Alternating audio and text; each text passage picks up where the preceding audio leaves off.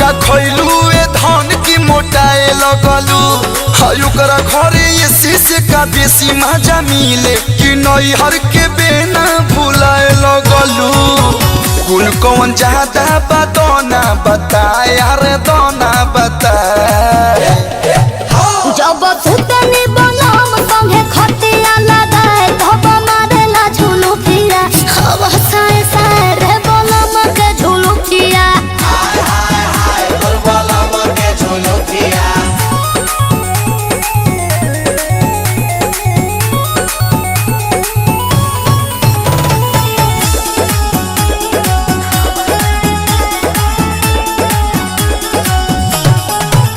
तोहर चाल ढाल गइल बदल न केहू के भाव देबेलू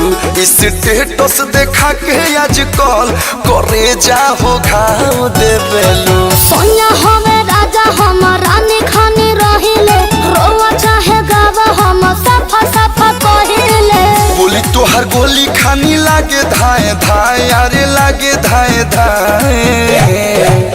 जब सुतनी बनम संगे खटिया लगाए धब मारेला झुलू फिरा हवा साए साए रे बनम के झुलू फिरा हाय हाय हाय तोर बलम के झुलू फिरा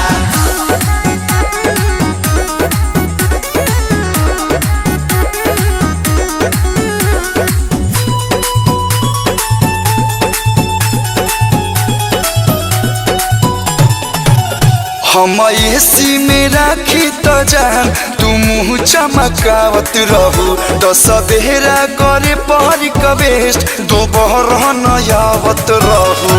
रोशन विश्वास हमरा कुछ के न गंगा कोनो जिसे शादी करके मन बंद अरे ये जौन बोला तारू बात न सहाय हर बात न सहाय हनु आज बस